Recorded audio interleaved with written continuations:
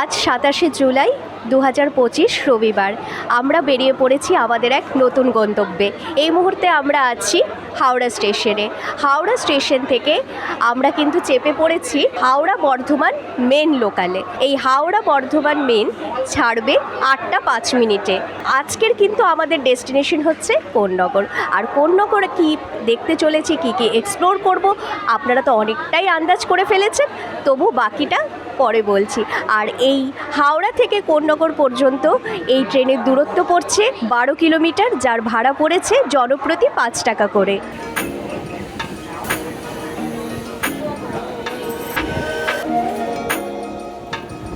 আমরা কিন্তু এই মুহূর্তে পৌঁছে গেছি কোন্নগর। আপনাদেরকে যেরকম বললাম ৮টা ৫ মিনিটে ট্রেন ছেড়ে দিয়েছিল এবং এইখানে কিন্তু পৌঁছে গেছে 8:30টার সময়। তো আমরা এবার কোন্নগর স্টেশন থেকে বেরিয়ে কিন্তু কোন্নগরে কিছু বিশেষ বিশেষ দ্রষ্টব্য স্থান আছে, সেগুলো আজকে এক্সপ্লোর করব এবং কোথায় কোথায় যাব এবং প্রথম আমাদের গন্তব্যস্থল কোথায় হবে সেটা জানতে হলে আমাদের সঙ্গে থাকুন। বর্ধমান লোকাল কিন্তু আমাদেরকে কোন্নগর স্টেশনে নামিয়ে দিয়েছে ৩ নম্বর প্ল্যাটফর্মে। আর ট্রেন কিন্তু একটু আজকে ভালোই রাশ ছিল, সেই জন্য আমি ট্রেনে একদম ভালো করে আজকে কথা বলতে পারিনি। যেহেতু শ্রাবণ মাস চলছে তো বুঝতেই পারছেন সবাই তারকেশ্বর যাচ্ছে, বাবার ধামে যাচ্ছে, তো সেই উদ্দেশ্যে কিন্তু ট্রেনে একটা ভালোই রাশ ছিল। আজকে আমাদের গন্তব্যটা কিন্তু এখান থেকে আমরা শুরু করছি এবং কোন্নগরকে ঘুরে দেখব এবং আপনাদেরকে ঘুরে দেখাবো। আর কোথায় কি কি খাওয়া দাওয়া করছি আর কি কি করতে চলেছি প্লিজ জানতে হলে আমাদের সঙ্গে থাকুন। আমরা কিন্তু কোন্নগর স্টেশনে আপনাদেরকে যেরকম বললাম ট্রেন আমাদেরকে নামিয়ে দিয়েছিল প্ল্যাটফর্ম নাম্বার ৩।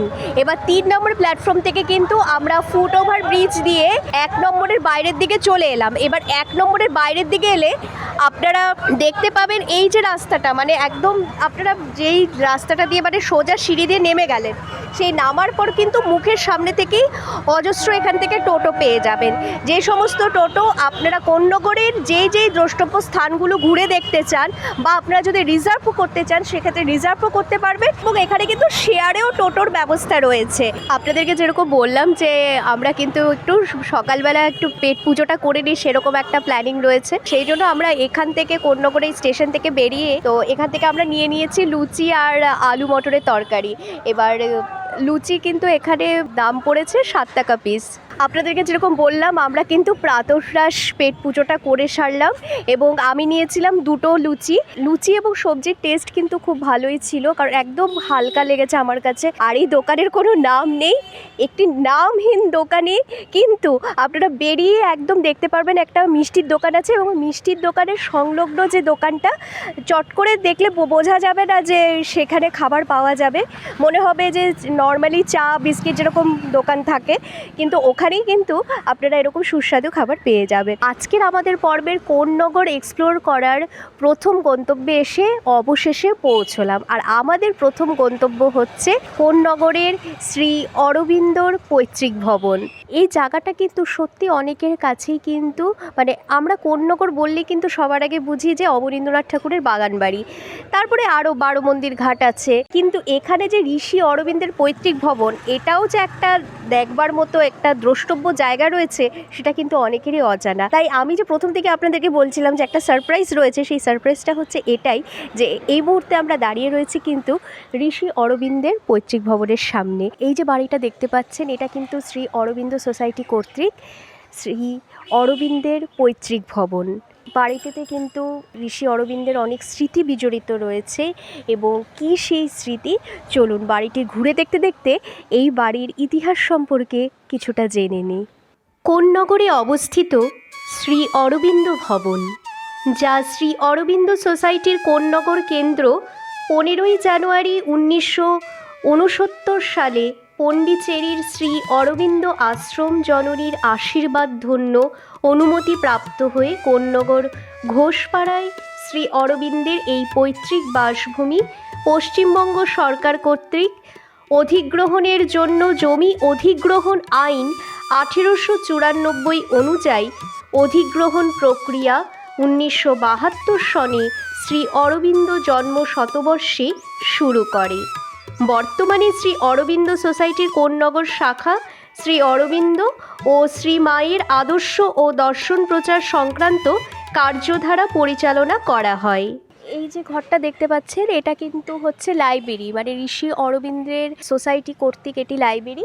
ঋষি অরবিন্দর হয়তো যেই সমস্ত জীবনী সংক্রান্ত যে বইগুলো রয়েছে সেই সংক্রান্ত বইগুলো কিন্তু আপনারা এই লাইব্রেরিতে পেয়ে যাবেন।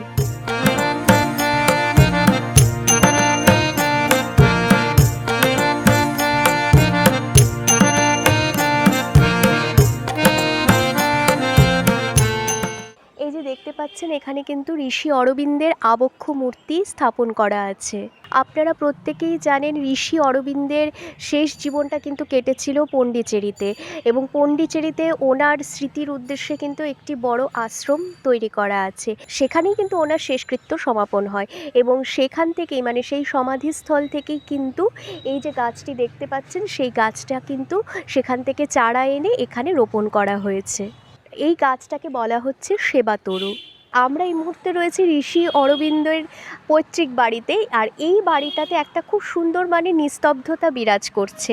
আর এই মুহূর্তে দাঁড়িয়ে কিন্তু আমি এবং আমার ক্যামেরার ওপাশে ছাড়া দুজন ব্যক্তি ছাড়া, আর ভেতরে অফিসে একজন আছেন, আমরা বলতে গেলে তিনজন ছাড়া আর কোনো দর্শনার্থী কিন্তু দেখা যাচ্ছে না। মানে এটাই খুব একটা আশ্চর্যজনক ব্যাপার, কারণ এই বাড়িটা কিন্তু খোলা থাকে শনি এবং রবিবার সকাল 10টা থেকে 12টা পর্যন্ত। তো আপনারা একটু আমাদের এই ভিডিওটা বেশি করে শেয়ার করুন, কারণ এরকম কোন্নগরে একটি সত্যি একটা দর্শনীয় জায়গা রয়েছে, সেটা আপনারাও ঘুরে কিন্তু ভালো লাগবে, কারণ অনেক ইতিহাস অনেক স্মৃতি এই বাড়ির সঙ্গে কিন্তু জড়িয়ে আছে।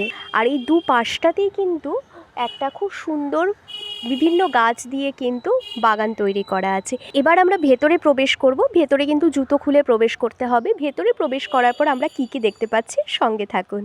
সিঁড়ি দিয়ে উপরে চলে এলাম। উপরে ওটা হচ্ছে কনফারেন্স হল, আর একটা অফিস ঘর রয়েছে। অফিস ঘরের পাশে এটা রয়েছে কিন্তু ধ্যানকক্ষ বা মেডিটেশন রুম। আর এই ঘরটাতে কিন্তু ঢুকলে একটু নীরবতা অবলম্বন করতে হবে, যেহেতু এটা ধ্যানকক্ষ। এখানে কিন্তু আমরা দেখতে পাচ্ছি ঋষি অরবিন্দের ছবি রয়েছে, এবং পাশে রয়েছে শ্রীমা অর্থাৎ মীরা আলফাজা। উনি কিন্তু 1878 সালে 21শে ফেব্রুয়ারি প্যারিসে জন্মগ্রহণ করেন, এবং পরবর্তীতে কিন্তু ঋষি অরবিন্দের যে চিন্তাধারাটা ছিল সেটাকে কিন্তু পরবর্তীতে এগিয়ে নিয়ে যায়। ধ্যানকক্ষ থেকে আমরা বেরিয়ে এলাম। ধ্যানকক্ষের পাশের ঘরটাই হচ্ছে কিন্তু সংগ্রহালয়। এবার এই সংগ্রহালয়তে কিন্তু ঋষি অরবিন্দের একদম ছোটোবেলা থেকে শেষ জীবন পর্যন্ত কিছু ছবি আকারে লেখা সহ কিন্তু এখানে মানে একটা দলিল হিসেবে কিন্তু এখানটাতে সংগ্রহ করে রাখা হয়েছে। এবার ভেতরে প্রবেশ করছি। ভেতরে প্রবেশ করার পর আপনাদেরকে সবটা ঘুরে দেখাচ্ছি। সংগ্রহালয়ে প্রবেশ করার পর যেটা দেখতে পাচ্ছি, প্রথম প্লেটটার মধ্যেই রয়েছে কিন্তু এই ঘোষ পরিবারের গোড়ার কথা, মানে এই ঘোষ পরিবারের যে বংশোদ্ভব, মানে এই ঘোষ পরিবারের ইতিহাস বা এই যে পৈতৃক ভিটে, এই সম্পর্কে কিন্তু এখানে পরিবার পরিজন সবার সম্পর্কে এখানে লেখা রয়েছে। পরের যেটা স্লাইড রয়েছে সেখানে রয়েছে কিন্তু শ্রী অরবিন্দের বাবা ডক্টর কৃষ্ণধন ঘোষের বিষয় কিন্তু এখানে লেখা রয়েছে। এর পরের স্লাইডে রয়েছে কিন্তু শ্রী অরবিন্দের মা শ্রীমতী স্বর্ণলতা ঘোষের বিষয়। এর পরের স্লাইডে রয়েছে কিন্তু শ্রী অরবিন্দের মাতামহ ঋষি রাজনারায়ণ বসুর বিষয় লেখা। এরপর আমরা একটা পারিবারিক ছবি দেখতে পাচ্ছি। সেখানে রয়েছে শ্রী অরবিন্দের জ্যেষ্ঠ ভ্রাতা শ্রী বিনয়ভূষণ ঘোষ আর তার পরিবার। এরপর রয়েছে কিন্তু শ্রী অরবিন্দের দ্বিতীয় ভ্রাতা শ্রী মনমোহন ঘোষ এবং তার পরিবার। এরপর আমরা দেখতে পাচ্ছি কিন্তু এখানে শ্রী অরবিন্দের ভ্রাতুষ্পুত্রী রয়েছেন শ্রীমতী লতিকা ঘোষ। ওনার সঙ্গে কিন্তু আমাদের ভারতবর্ষের প্রাক্তন রাষ্ট্রপতি ডক্টর সর্বপল্লী রাধাকৃষ্ণন। এরপর রয়েছে কিন্তু শ্রী অরবিন্দের একমাত্র বোন শ্রীমতী সরোজিনী ঘোষ। এর পরের স্লাইডে কিন্তু রয়েছে শ্রী অরবিন্দের একদম ছোট ভাই বারীন্দ্র ঘোষ, তার বিষয় লেখা রয়েছে। এরপর রয়েছে কিন্তু শ্রী অরবিন্দের স্ত্রী শ্রীমতী মৃণালিনী দেবীর বিষয় কিন্তু এখানে লেখা রয়েছে। শ্রী অরবিন্দ এবং তার স্ত্রী একটি ছবি দেওয়া রয়েছে। এর পরের স্লাইডে রয়েছে কিন্তু শ্রী অরবিন্দের শ্বশুর মশাই শ্রী ভূপালচন্দ্র বোসের বিষয় লেখা রয়েছে। আর এখানটায় রয়েছে শ্রী অরবিন্দের মাস্তুত ভ্রাতা শ্রী সুকুমার মিত্রের বিষয়ে লেখা রয়েছে। আর এর পরবর্তীতে রয়েছে শ্রী অরবিন্দের মেসোমশাই শ্রী কৃষ্ণকুমার মিত্রের বিষয়ে লেখা আছে। এখানটায় ডিসপ্লে করা আছে 1908-9 খ্রিস্টাব্দে যখন শ্রী অরবিন্দ আলিপুর জেলে বন্দী ছিলেন, সেই সময় বিচারাধীন বন্দী থাকাকালীন এইটা হচ্ছে কিন্তু শ্রী অরবিন্দের পরিচয়পত্র। এখানে কিন্তু ওনাদের সম্পর্কে পুরো বলা যাচ্ছে না, কারণ ভিডিও বড় হয়ে যাবে। আমরা ভিডিওর মধ্যে স্টিল ইমেজ দিয়ে দিচ্ছি, আপনারা পজ করে পড়ে নিতে পারবেন। আজকে আমরা এই শ্রী অরবিন্দ ভবনে এসেছি, কিন্তু আজকে এখানে ইলেকট্রিসিটির একটু সমস্যা রয়েছে, সেই জন্য কিন্তু এখানে লাইট নেই। সেই আলোর অভাবে কিন্তু ভিডিও একটু খারাপ হবে, আপনারা একটু প্লিজ সেটা অ্যাডজাস্ট করে নেবেন। এবং আমরা ভিডিও করতে করতেই কিন্তু এর মধ্যে দেখুন এত সকাল থেকে গরম ছিল, আবার কিন্তু বৃষ্টি চলে এলো।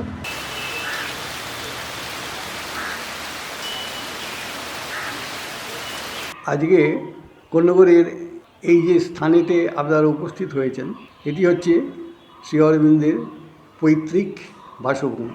এখানে তাঁর পিতৃপুরুষ এবং বাবা সবাই ছিলেন, এবং শ্রী অরবিন্দের বাবা এই কন্যগর উচ্চ বিদ্যালয় থেকে 1858 সালে প্রথম যে ম্যাট্রিকুলেশন পরীক্ষায় কলকাতা বিশ্ববিদ্যালয়ের তত্ত্বাবধানে সেখানে ছিলেন।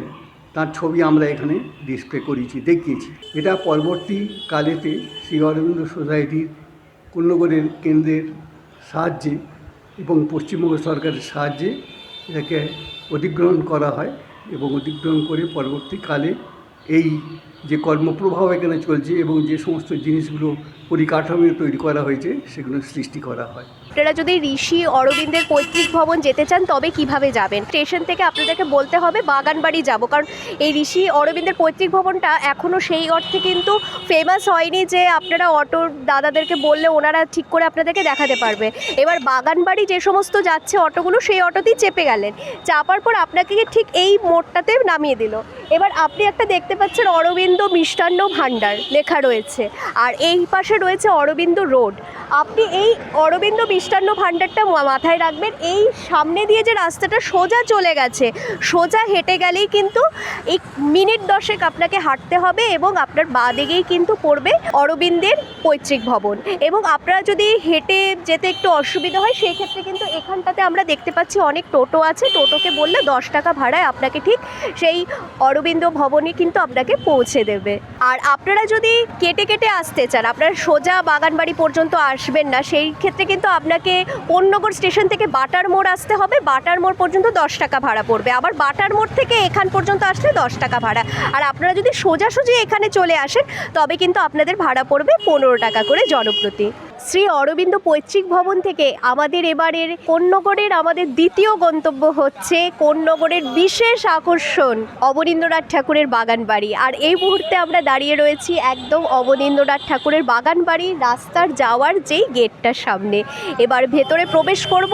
এই অবনীন্দ্রনাথ ঠাকুরের বাগানবাড়ি কিন্তু সকাল থেকে মোটামুটি 10টা থেকে ওই বিকেল 5টা পর্যন্ত খোলা থাকে। এবার আমরা ভেতরে প্রবেশ করছি। ভেতরে প্রবেশ করার পর আর কি দেখতে পাচ্ছি, আর এই অবনীন্দ্রনাথ ঠাকুর সম্পর্কে এবং পুরো বাগানবাড়ির সম্পর্কে আপনাদেরকে বিস্তারিত তথ্য জানাতে চলেছি, তো আমাদের সঙ্গে থাকুন। এখানে আসার পর আমরা খুব আশাহত হলাম, তার কারণ হচ্ছে যে অবনীন্দ্রনাথ ঠাকুরের বাগানবাড়ি এতদিন ধরে যেই মানে একটা নাম করে আসছিল, এবং আমরা এতদিন ধরে যেইভাবে ভিডিও দেখছিলাম সেখানে আমরা দেখতে পেয়েছি অনায়াসে এখানে কিন্তু ভিডিও করা যায়। হ্যাঁ, ক্যামেরা হলে ক্যামেরার আলাদা নির্ধারিত চার্জ হবে, সেটা আলাদা কথা। আমরা ক্যামেরায় করব না, আমরা মোবাইলে করব, সেটা আমরা কথা বলছি।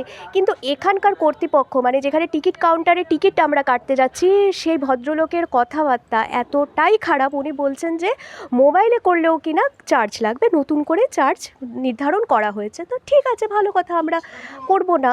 হ্যাঁ, তো সেইখান থেকে আমরা বাইরে বেরিয়ে এসে কথা বলছি, সে এখানেও স্টিল বলে যাচ্ছে নাকি এই রাস্তাতেও করা যাবে না, রাস্তাও নাকি কোনো অথরিটি নেই।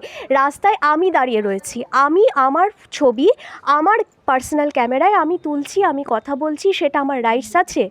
যেটা রেগুলেশন বলে। হ্যাঁ, আমি অন্য কারোর ছবি বা অন্য কোনো কিছু আমি তুলতে পারি না, কিন্তু আমি যদি আমার নিজের ছবি তুলছি বা আমি নিজে ভিডিও করছি, সেটা কিন্তু তোলার রাইটস রয়েছে। সেইখানে দাঁড়িয়ে ওনারা এতটাই আমাদের সঙ্গে অভদ্র ব্যবহার করলেন যে, এবং এতটাই বাজে করলেন যে আমাদের পক্ষে এই অবনীন্দ্রনাথ ঠাকুরের বাগানবাড়ির ভিডিও শ্যুট করা কিন্তু কোনো পক্ষেই সম্ভব হলো না। কিন্তু ওনাদের ব্যবহারটা খুব যেটা খারাপ লাগলো সেটা অন ক্যামেরা বললাম, এবং এই ভিডিও কিন্তু আমাদের সার্কুলেশন হবে এবং এই ভিডিওর মাধ্যমে কিন্তু এই প্রতিবাদ জারি থাকবে যে এই ধরনের পাবলিককে যদি এই রকমভাবে মানে বাজে ব্যবহার করা হয়, তাহলে কি আদৌ এই রকম একটা যে হেরিটেজ জায়গা রয়েছে সেখানে নিয়মিত দর্শকরা আসবে এই ধরনের ব্যবহার থাকলে? এই ভিডিওর মাধ্যমে কিন্তু আমাদের এই প্রশ্ন থাকলো যে আপনারা যারা এর মধ্যে রিসেন্টলি কোনো নতুন ইউটিউবার এসেছেন এখানে এবং ভিডিও শ্যুট করেছেন, আপনাদেরকেও কি এই চার্জটা দিতে হয়েছে? প্লিজ আপনারা যদি আমাদের এই ভিডিওটা দেখে থাকেন আমাদেরকে কমেন্ট করে জানাবেন। আমরা 2 বছর আগে এসেছিলাম এখানে অবনীন্দ্রনাথ ঠাকুরের বাগানবাড়ি, তখন কিন্তু কোনো রকম চার্জ আমাদের লাগেনি এবং আমরা সেখানে ঘুরেছিলাম। 10 টাকা যেটা টিকিট কাটতে হয়, যেই মূল্য, সেই মূল্য দিয়ে আমরা এন্ট্রি করার পর আমরা কিন্তু যথারীতি ভিডিও করেছিলাম। তো সেই আমাদের পুরনো কিছু ফুটেজ রয়েছে, সেটাই আপনাদেরকে দেখাবো এবং এর পাশাপাশি অবনীন্দ্রনাথ ঠাকুর সম্পর্কে এবং এই বাগানবাড়ির কিছুটা ইতিহাস সম্পর্কে সেই ভিডিওর মাধ্যমে আপনাদেরকে অবগত করছি। স্বনামধন্য চিত্রশিল্পী ও শিশু সাহিত্য সম্রাট অবনীন্দ্রনাথ ঠাকুরের বাড়িটি ওনার স্মৃতি নিয়ে গড়ে উঠেছে। গঙ্গা নদীর পাশেই বাড়িটি। আসুন বাড়িটি ঘুরে দেখতে দেখতে ওনার জানা অজানা 2-4 কথা জেনে নিই। 7ই আগস্ট 1871 সালে জন্মগ্রহণ করেছিলেন অবনীন্দ্রনাথ ঠাকুর। তিনি ছিলেন প্রিন্স দ্বারকানাথ ঠাকুরের প্রপুত্র এবং মহর্ষি দেবেন্দ্রনাথ ঠাকুরের তৃতীয় ভ্রাতা গিরীন্দ্রনাথ ঠাকুরের পৌত্র ও গুণেন্দ্রনাথ ঠাকুরের কনিষ্ঠ পুত্র। একাধারে চিত্রশিল্পী, পাশাপাশি সাহিত্য সাধনাও করে গেছেন। ওনার উল্লেখযোগ্য চিত্রকর্মগুলো হলো ওমর খৈয়াম, জাপানি রীতিতে আঁকা, শাহজাহানের অন্তিমকাল, কৃষ্ণলীলা বিষয়ক চিত্রাবলী, বজ্রমুকুট, ঋতু সংহার, বুদ্ধ, চতুর্ভুজা ভারতমাতা প্রভৃতি।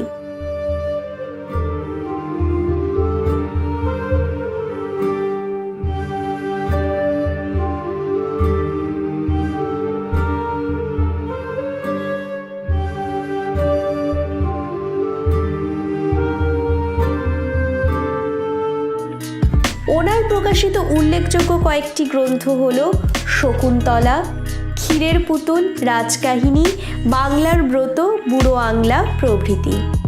1941 সাল থেকে 1945 সাল পর্যন্ত শান্তিনিকেতনে বিশ্বভারতীর আচার্য রূপে দায়িত্ব পালন করেছিলেন। গঙ্গা তীরের পাশে অপূর্ব প্রকৃতির কোলে আবিষ্ট অবনীন্দ্রনাথ ঠাকুরের বাড়িটি। কোন্নগর আসলে কিন্তু কোন্নগরের আরেকটি দ্রষ্টব্য স্থান হচ্ছে এই বাড়িটি, কোন্নগর ব্রাহ্ম সমাজ। আর এই ব্রাহ্ম সমাজ আপনাদেরকে একটু ছোট্ট করে ইতিহাসটা বলে রাখি। রাজা রামমোহন রায় কর্তৃক ব্রাহ্ম সমাজ, আপনারা সবাই জানেন, নিরাকার ব্রহ্ম সেই মতবাদকে তিনি প্রতিষ্ঠিত করেছিলেন এবং পরবর্তীতে রাজা রামমোহন রায়ের যেই ভাবধারা ছিল সেটা রবীন্দ্রনাথ ঠাকুরের পিতামহ অর্থাৎ প্রিন্স দ্বারকানাথ ঠাকুর এবং তারপরে রবীন্দ্রনাথ ঠাকুরের বাবা মহর্ষি দেবেন্দ্রনাথ ঠাকুর এবং স্বয়ং রবীন্দ্রনাথ ঠাকুরও কিন্তু সেই ব্রাহ্ম সমাজ মতেই কিন্তু ওনারা বিশ্বাসী ছিলেন। এবং এই কোন্নগরে কিন্তু এখানেই কিন্তু এই বাড়িটিতেই কিন্তু ব্রাহ্ম সমাজের উপাসনা হোক বা যে কোনো সভা হোক এই বাড়িটিতেই হতো। আর এই যে বাড়িটা দেখতে পাচ্ছেন কোন্নগর ব্রাহ্ম সমাজ, তার বিপরীতেই রয়েছে কিন্তু ব্রাহ্ম সমাজ ঘাট।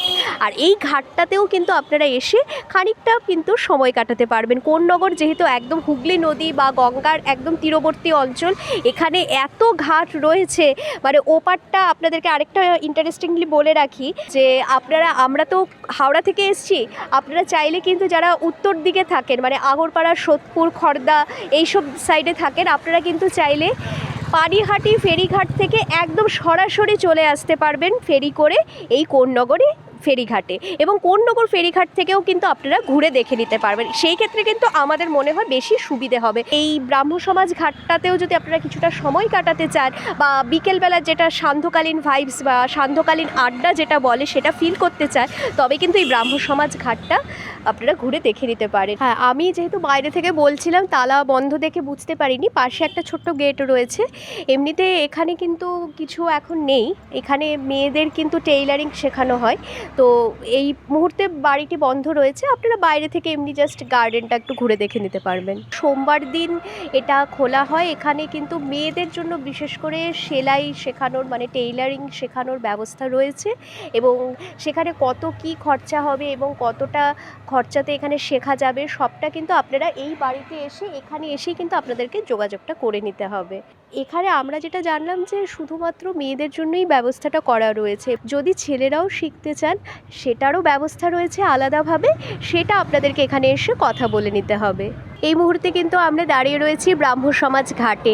এই দেখতে পাচ্ছেন ঘাট কিন্তু বাঁধানো রয়েছে, এবং এই পাশটাতে কিন্তু অনেকগুলো সিটিং অ্যারেঞ্জমেন্ট রয়েছে, আর ও পাশটাতেও সিটিং অ্যারেঞ্জমেন্ট রয়েছে। আপনারা কিন্তু এখানে যদি ব্রাহ্ম সমাজ ঘাট আসে তবে কিন্তু একটু নিরিবিলিতে বসে সময় কাটাতে পারবেন। এই মুহূর্তে কিন্তু আমরা দাঁড়িয়ে রয়েছি কোন্নগরের সেই বিখ্যাত 12 মন্দির ঘাট অথবা দ্বাদশ মন্দির ঘাট, আর এই সেই হচ্ছে কিন্তু 12 মন্দির ঘাট। ব্রাহ্ম সমাজ ঘাট থেকে কিন্তু একটু এগিয়ে আসলে আপনারা এই 12 মন্দির ঘাট পেয়ে যাবেন। এখানে কিন্তু রয়েছে দ্বাদশ শিবের আলাদা করে মন্দির, এবং 12টা এখানে মন্দির রয়েছে, সেই মন্দির সংলগ্ন কিন্তু ঘাট রয়েছে। তো চলুন ভেতরে প্রবেশ করা যাক।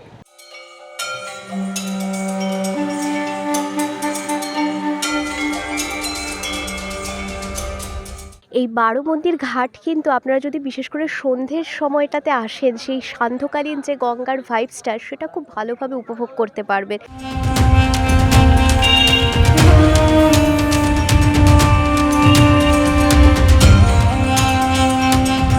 গঙ্গার যদি বিপরীতে যাই, এই পাশটাতে কিন্তু 6টা শিব মন্দির রয়েছে, আর এই 6টা শিব মন্দিরের আদলে কিন্তু ও পাশটাতেও কিন্তু 6টা রয়েছে, মানে টোটাল 6টা 12টা এখানে শিব মন্দির রয়েছে।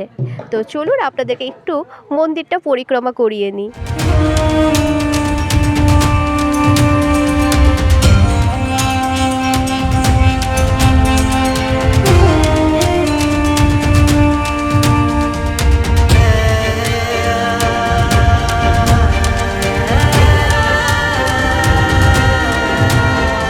এমনিতে কিন্তু সবসময় অন্যান্য সময় আসলে কিন্তু মন্দির সবসময় খোলা থাকে না।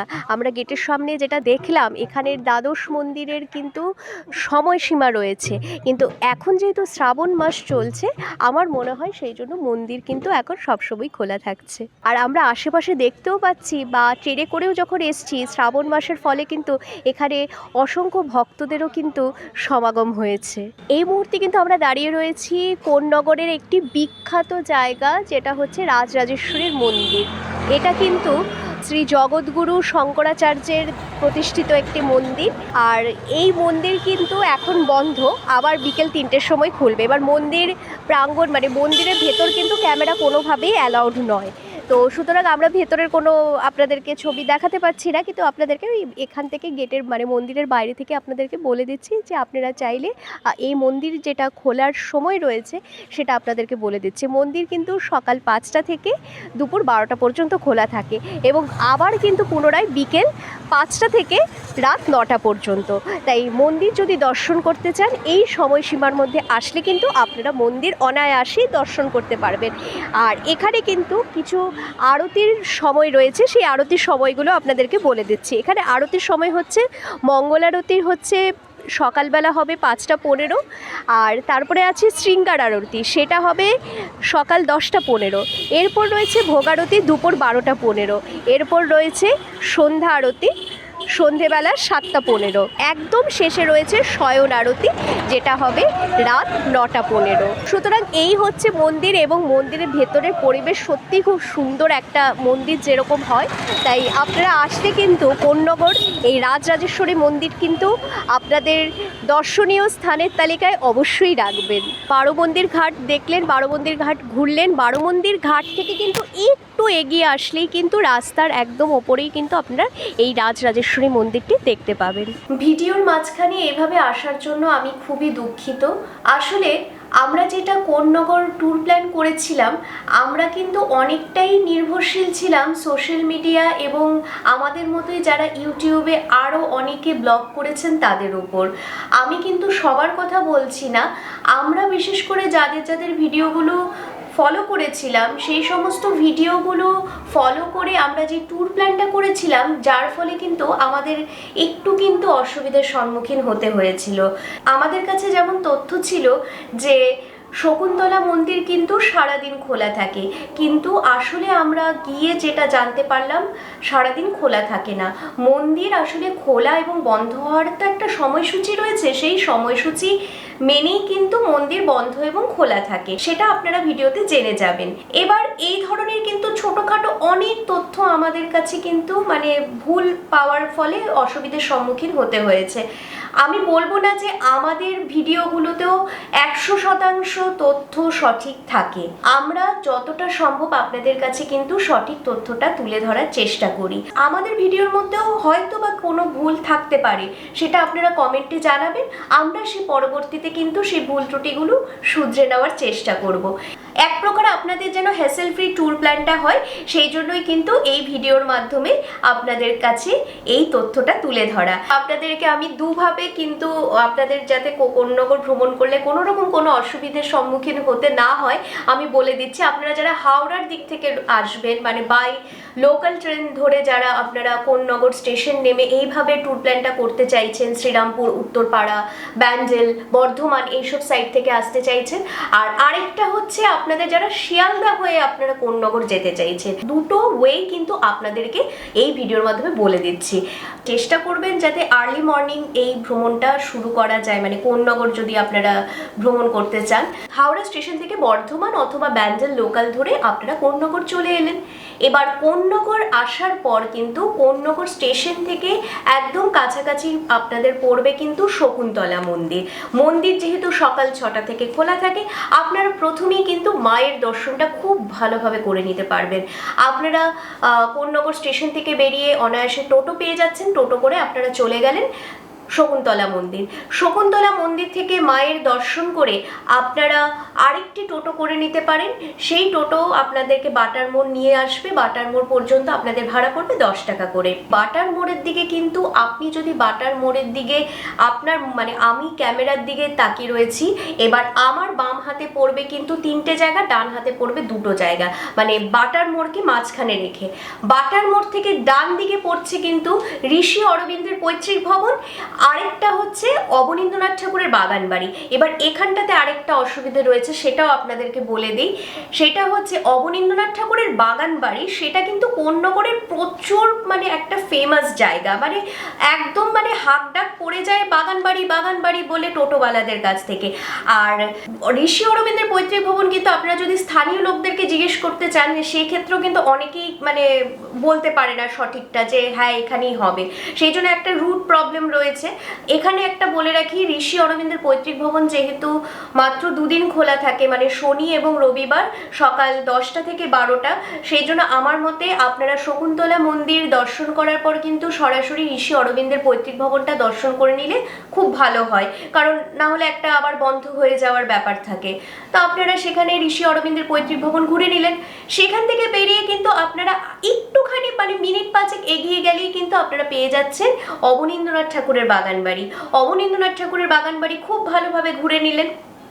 অবনীন্দ্রনাথ ঠাকুরের বাগান বাড়ি থেকে বেরিয়ে কিন্তু অনায়াসেই মানে বাটার মোড় থেকে এগিয়ে বারো মন্দির ঘাট যাওয়ার জন্য বা রাজরাজেশ্বরী মন্দির যাওয়ার জন্য কিন্তু সেখানটাতে মানে অটো টোটো মানে সব সময় আপনারা পেয়ে যাবেন, এবং খুবই মানে একটা মিনিমাম মূল্য যেটা 10 টাকাতে। তো আপনারা সোজা চলে গেলেন আপনারা বারো মন্দির ঘাটের দিকে। এবার বারো মন্দির ঘাটের দিকে যাওয়ার সময় কিন্তু আপনারা 3টে জায়গা পাচ্ছেন। একটা হচ্ছে ব্রাহ্ম সমাজ প্রতিষ্ঠান এবং প্রতিষ্ঠান সংলগ্ন ব্রাহ্ম সমাজ ঘাট। এই দুটো দেখে নিলেন। এরপর হচ্ছে বারোমন্দির ঘাট, মানে যেটা কোন্নগরের প্রচুর পরিমাণে ফেমাস একটা দ্রষ্টব্য স্থান বলা যেতে পারে, সেটা হচ্ছে বারোমন্দির ঘাট। বারোমন্দির ঘাট থেকে একটু এগিয়ে গেলেই আপনি পেয়ে যাচ্ছেন কিন্তু রাজরাজেশ্বরী মন্দির। এবার এই সমস্তটা ঘুরে আপনারা আবার বাটার মোড়ে চলে এলেন। বাটার মোড়ের থেকে কিন্তু সোজা এগিয়ে গেলেন, মানে বাটার মোড়ের একদিকে হচ্ছে কোন্নগর স্টেশন, আরেকটা দিক হচ্ছে কোন্নগর ফেরিঘাট। আপনারা কোন্নগর ফেরিঘাট থেকে কিন্তু আপনাদের ফেরি পার হয়ে পানিহাটি চলে আসতে পারেন। পানিহাটি থেকে কিন্তু আপনারা সোদপুর বা আগরপাড়া আসার কিন্তু অটো পেয়ে যাবেন, এবং সেখান থেকে অনায়াসে আপনারা বাই ট্রেন আপনারা শিয়ালদা চলে আসতে পারবেন। তো এইভাবে একটা ট্যুর প্ল্যান আপনারা করে নিতে পারেন।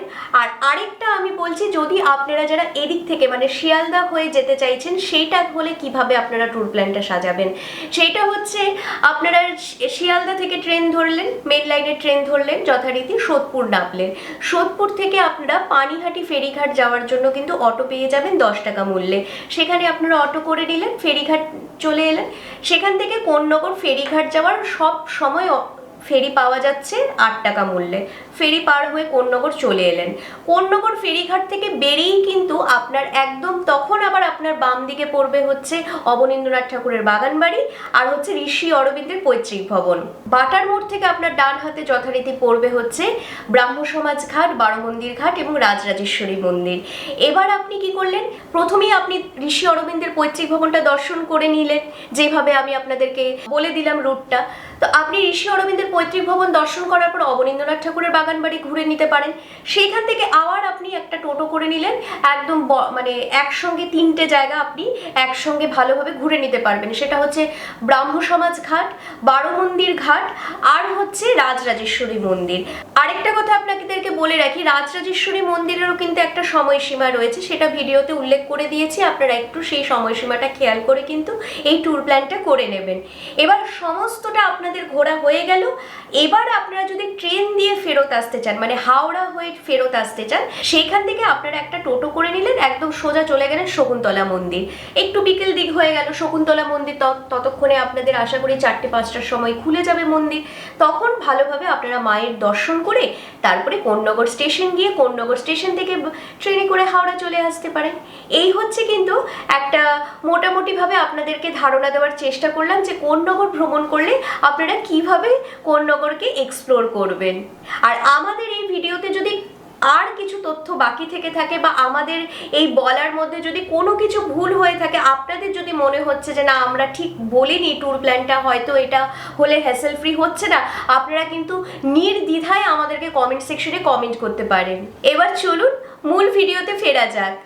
এই হচ্ছে কিন্তু কোন্নগরের বিখ্যাত শকুন্তলা কালী মন্দির।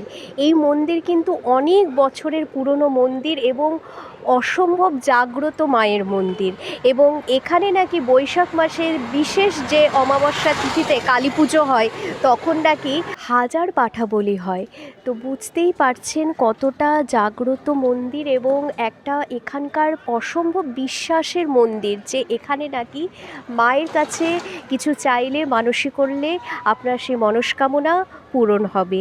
তো আমরা খুব মানে দুর্ভাগ্যবশত আমাদের টাইমিংসগুলো খুব গন্ডগোল হয়ে যাচ্ছে সকাল থেকে আজকে, যাই হোক আমরা এখন এসে দেখছি যে মন্দির কিন্তু বন্ধ। মন্দির আবার বিকেলবেলা খুলবে 4টে কি 5টার দিকে। এবার একটা বিষয় হচ্ছে যে ইউটিউবে অনেক ক্রিয়েটার্স রয়েছে যারা ভিডিও তৈরি করেছেন, আপনাদের কাছে একটা অনুরোধ থাকলো আপনারা একটু সঠিক তথ্যগুলো দেবেন, কারণ আমি যে সমস্ত ভিডিও দেখে এসছি ওখানে কিন্তু কোথাও বলা নেই যে মন্দির খোলার সময় এবং মন্দির বন্ধ হওয়ার সময়, মানে ওখানে বলা হয়েছে যে সারাদিনই মন্দির খোলা থাকে। এবার এই ধরনের মিস ইনফরমেশন হলে তো প্রত্যেকের ক্ষেত্রেই অসুবিধা হয়। এবার আমি বলছি না যে আমরা যে ভিডিও করছি আমরাও হয়তো সবটা সঠিক তথ্য আপনাদের কাছে তুলে ধরতে পারছি, কিন্তু চেষ্টা করছি যতটুকু সঠিক তথ্য তুলে ধরা যায়। এবার আমাদেরও যদি কিছু ভুল ত্রুটি থাকে আপনারা কিন্তু নির্দ্বিধায় আমাদের ভুল ধরিয়ে দেবেন এবং কমেন্ট করবেন। তো যাই হোক, হোক, এখন মন্দির বন্ধ আছে, আর 4টে কি 5টার সময় মন্দির খুলবে, আবার রাত 8টা-9টা পর্যন্ত খোলা থাকবে। আর সকালবেলা যদি আপনারা মন্দির দর্শন করতে চান সেক্ষেত্রে সকাল 6টা থেকে মোটামুটি দুপুর 12টা-1টা পর্যন্ত মন্দির খোলা থাকে। তো এই সময়সীমাটা মাথায় রেখেই কিন্তু আপনারা এই মন্দির আসবেন এবং মায়ের দর্শন করবেন। এমনিতে বাইরে থেকেই মাকে দেখা যাচ্ছে, মায়ের মুখ এখানে ঢাকা নিয়ে খুব সুন্দরভাবেই দেখা যাচ্ছে। তবুও একটু মন্দিরে ঢুকলে সামনে থেকে মাকে দর্শন করতে পারলে ভালো লাগতো। এবার দেখা যাক আমরা কতক্ষণ থাকতে পারছি এখানটায়। যদি মন্দির দর্শন করতে পারছি তবে তো আপনাদেরকে দেখাচ্ছি। কোন্নগর আজকে এক্সপ্লোর করছি এবং সারাদিন কিন্তু আমাদের সেই অর্থে কিছুই খাওয়া দাওয়া হয়নি, মানে লাঞ্চ এক প্রকার বলতে গেলে স্কিপই হয়ে গেছে। তো যাই হোক, এখন মোটামুটি প্রায় 4টে বাজে। তো এখনই আমরা ঠিক করলাম যে একটা ভারী কিছু খাবার না খেলেই না হয়। তো বাটার মোড়ে আমরা একটা রান্নাঘর বলে রেস্টুরেন্টে এসছি। তো সেখানে আমরা অর্ডার করে দিয়েছি এগ চিকেন নুডলস। এবার খাওয়া দাওয়া করবো, তারপরে বুঝবো যে আমরা কলকাতার নুডলস ট্রাই করেছি না কোন্নগরের তাহলে নুডলস কেমন, তো সেটা আপনাদেরকে জানাচ্ছি। আপনারা যেরকম দেখলেন, আমরা সেই রান্নাঘর রেস্টুরেন্টে কিন্তু এগ চিকেন চাউমিন নিয়েছিলাম। আর এগ চিকেন চাউমিনের টেস্ট মোটামুটি ভালোই ছিল। এবার খিদের সময় তো মানে যা পাওয়া যায় তাই ভালো, সেরকম একটা ব্যাপার। যাই হোক, টেস্ট ভালোই ছিল ওভারঅল। আর আমাদের সেখানে খাওয়া দাওয়ার পর আবার একটু এগিয়ে এলাম সেই বারো মন্দির ঘাটের দিকে। এবার দুপুর দিকে তো তখন আর চা সেই রকম অর্থে খাওয়া হয়নি। তো বারো মন্দির ঘাটের দিকে এসে এখানে অনেকগুলোই চায়ের স্টল রয়েছে, তো সেখান থেকে আমরা কিন্তু 1 কাপ মালাই টি নিয়ে নিলাম। আমরা কিন্তু বারো মন্দির ঘাটের সামনে চা খাওয়ার পর কিন্তু একটু এগিয়ে এলেই হচ্ছে কিন্তু ফেরিঘাট, মানে যেটা বাটার মোড়, সেই বাটার মোড় থেকে যে বাঁ দিকে যে সোজা যে রাস্তাটা চলে আসছে, এই যে দেখুন রাস্তাটা, এই হচ্ছে কিন্তু ফেরিঘাট। আর এখান থেকে কিন্তু আমরা ওপারে চলে যাব পানিহাটি। সেই এর পূর্বের পর্বে কিন্তু আপনারা দেখেছেন আমরা পানিহাটি পুরো অঞ্চলটা এক্সপ্লোর করেছি এবং পানিহাটি ইস্কন মন্দির ছিল। সেই ইস্কন মন্দিরের একদম সামনেই কিন্তু যেই ঘাটটা রয়েছে সেইখান থেকেই কিন্তু সরাসরি এখানে ফেরি সার্ভিস রয়েছে, সেটা হচ্ছে কোন্নগর। তো আপনারা যদি এই কোন্নগর এক্সপ্লোর করতে চান বা কোন্নগর ঘুরতে চান তাহলে কিন্তু আপনারা সেইভাবেও মানে পানিহাটি থেকে ফেরি করেও আসতে পারবেন। তো আমরা ট্রেনে করে এসেছি, আর এবার এখন যাওয়ার সময় কিন্তু আমরা আবার সেই ওই ফেরি করে কিন্তু পানিহাটি চলে যাব। তো এখান থেকে আমরা টিকিট কেটে নিলাম। টিকিটের কিন্তু আমাদের মূল্য পড়েছে জনপ্রতি 8 টাকা করে। আর এখন কিন্তু বললো ফেরি রয়েছে, তো আমরা এবার ফেরি করে ওপারে পানিহাটি চলে যাব। আর এরই সঙ্গে কিন্তু আমাদের আজকের পর্বটাও কিন্তু শেষ হয়ে যাবে। আমরা কিন্তু ওপারে কোন্নগর ফেরিঘাট থেকে কিন্তু লঞ্চে করে মানে ফেরি করে কিন্তু আমরা এই পারে চলে এলাম, অর্থাৎ পানিহাটি ফেরিঘাট। আর এর আগের ভিডিওতে কিন্তু আপনারা দেখেছেন আমরা কিন্তু পুরো পানিহাটি অঞ্চল আপনাদেরকে এক্সপ্লোর করে দেখিয়েছি। আর এই সেই কিন্তু পানিহাটি ফেরিঘাট। সেই পানিহাটির ভিডিও যারা আপনারা দেখেননি তাদের মানে আমাদের পানিহাটির কিন্তু 3টে ভিডিও হয়েছে, সেই 3টে ভিডিও কিন্তু আপনাদেরকে ডেসক্রিপশন বক্সে দিয়ে দেওয়া হলো, সেখানে ক্লিক করে অনায়াসেই দেখে নিতে পারবেন। তো এর সাথে সাথে কিন্তু আমাদের কোন্নগর এক্সপ্লোর আজকের মতো এখানেই শেষ হলো। পুরো কোন্নগরটা ঘুরে দেখলাম এবং আপনাদেরকে ঘুরে দেখালাম। এবার আপনাদের আমাদের ভিডিও কেমন লাগলো প্লিজ কমেন্ট করে জানাবেন, এবং আমাদের ভিডিও ভালো লাগলে অবশ্যই লাইক করবেন এবং প্রচুর প্রচুর শেয়ার করবেন। আর আমাদের চ্যানেল যারা এখনও সাবস্ক্রাইব করেনি তারা দ্রুত সাবস্ক্রাইব করে ফেলুন লাভ টু ট্রাভেল, এবং পাশে দেওয়া বেল আইকনটি প্রেস করে অল নোটিফিকেশন অন করে দিতে একদম ভুলবেন না পরবর্তী সমস্ত আপডেট পেতে। আজ তবে এই পর্যন্তই, আগামী দিনে আরও নিত্য নতুন পর্ব নিয়ে আপনাদের সঙ্গে হাজির হব। ভালো থাকবেন।